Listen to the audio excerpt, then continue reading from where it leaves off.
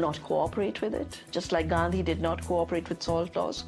We will not allow chemicals and genetically engineered crops to enter our ecosystems because they threaten this biodiversity. And this freedom movement, which is a freedom movement for all species, not just for individual humans, is something that's growing so fast and is reflected in the movement for GMO-free zones in Europe. I turn my back and there's another 1,000 GMO-free zones. 90% of Italy, 90% of Austria.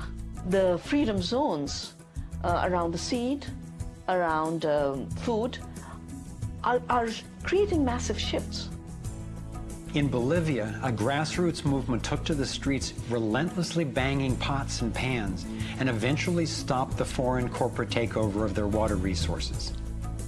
Though very little is shown by the corporate media, there are countless success stories going on every day all over the world.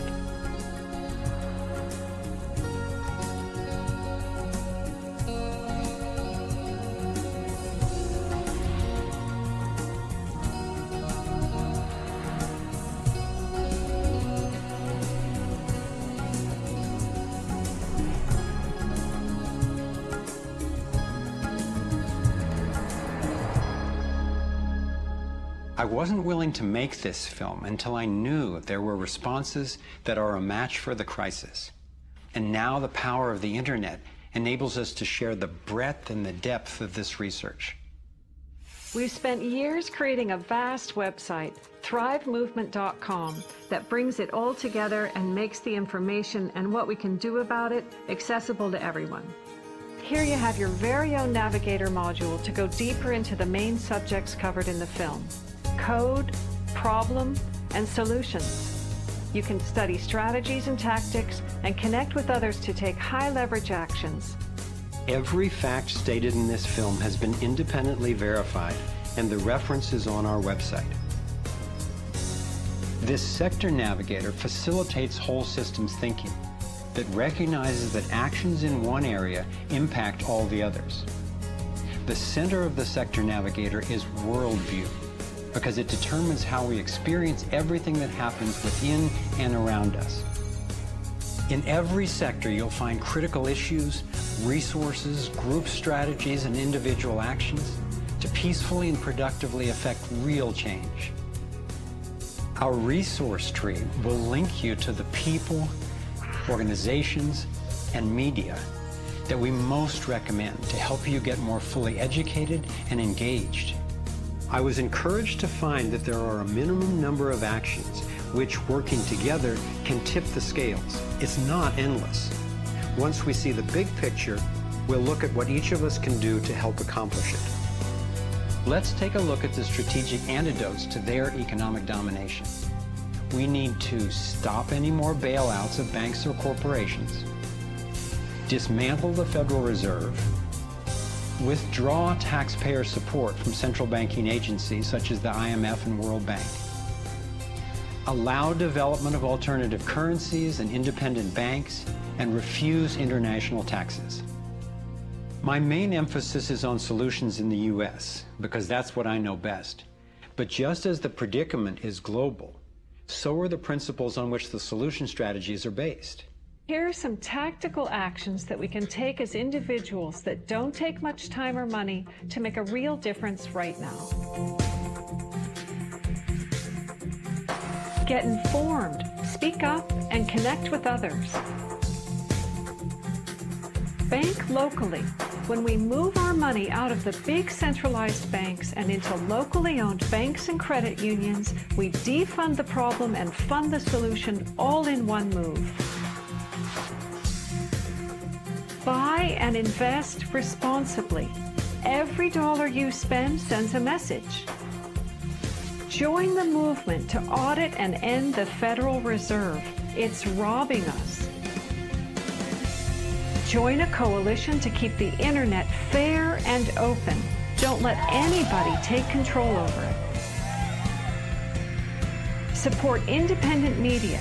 Get your information from diverse sources and think about who's funding the news you get.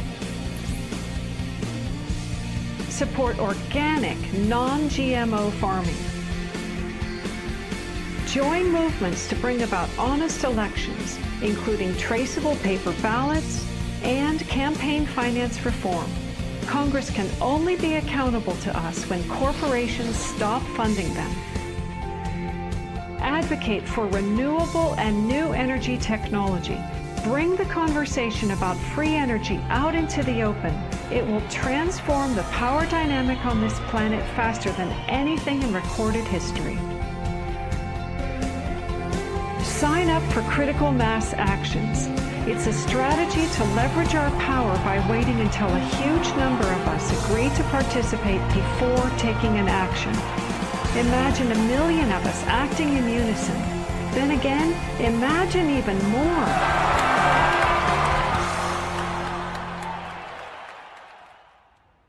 I've been inspired by how many grounded solutions and real-life problem solvers there actually are. Icke is one person whose work especially touched me. He helped broker a gang truce between the Crips and Bloods. One of the things that we discovered in the process of waging peace in the neighborhood was that conflict is healthy. You know, it's unresolved conflict that actually leads to violence. When we first launched the peace treaty, we had a lot of success in our first year. Gang homicides dropped 44% in the neighborhood based upon our actions. Icke describes what happened when two rival gang leaders finally met after the truce. The brother came up to him and told him, man, look, I know you got some hard feelings for me. You know, maybe I got some hard feelings for you. He said, but because of this truce, man, he said, I'm willing to put all of that to the side. And he stuck out his hand. He hugged him and he said he closed his eyes because he was preparing for a sharp, a knife to enter his back. He was waiting for for a bullet, to be shot into his stomach. But he said after a few moments, he held that embrace. He realized that, that it was genuine. I believe that having a clear picture of our potential is as important as uncovering what stands in its way. So I want to take you to a possible world of the future. It's a world the elite would have you believe is an impossible pipe dream, but I'm convinced it's a world that is utterly within our grasp. We can create a world where people can thrive, where we can feel safe and secure. The air, water, and food are clean. A world where communities are capable of producing their own energy and food, and trade is open and fair. Rather than focusing on punishment, instead justice restores lives and losses. Insurance pays doctors to keep people healthy. Education is voluntary, serving the needs of individuals instead of corporations. We get honest feedback from independent media. There are no subsidies and no bailouts. Imagine that with an honest money system, little or no taxes, and low electric and fuel bills, you would have the money to pay off your home and car and be free to save and invest. You would enjoy more wealth, freedom, and security, all while working the same or probably less. Let's say I started a mutual fund for my neighborhood, and all the neighbors had stock, okay? And so they healed the environment and their stock went up in value. So instead of getting drained financially, they're making money. They're making money from things that make their kids safer and prevent the planet from dying. So you kind of have your cake and eat it too. Instead of working all week to make money and then coming home and trying to save the planet on the weekends, you can spend Monday through Friday making money saving the planet and then, go to the beach. This vision of a thriving world is based on what could be called the liberty perspective.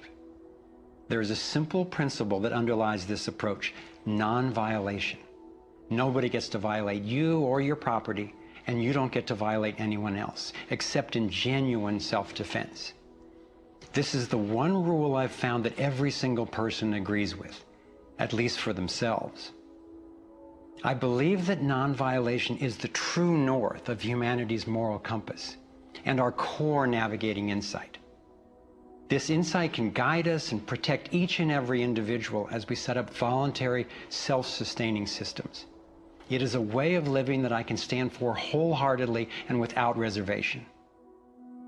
I've been profoundly influenced by the work of Austrian economist Ludwig von Mises, who developed a whole philosophy and economic system based on the core ethic of non-aggression.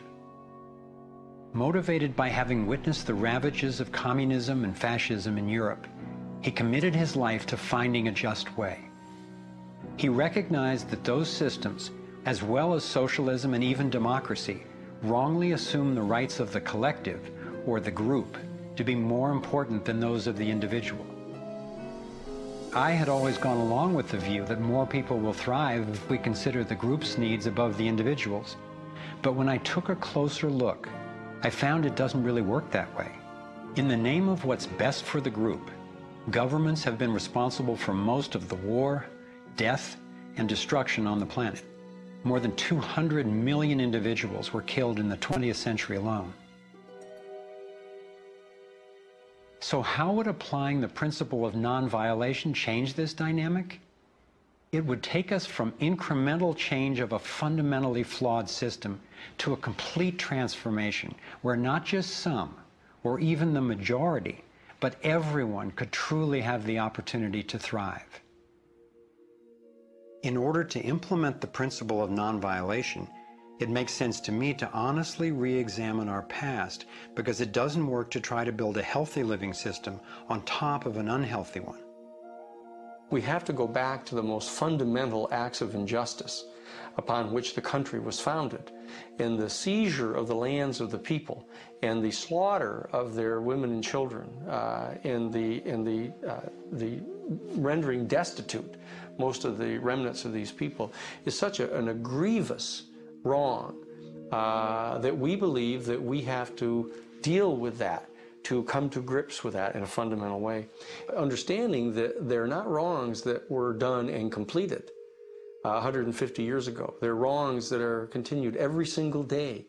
So you have, through the history of North America and the United States, over 500 treaties signed with indigenous nations where every single one of them now has been violated.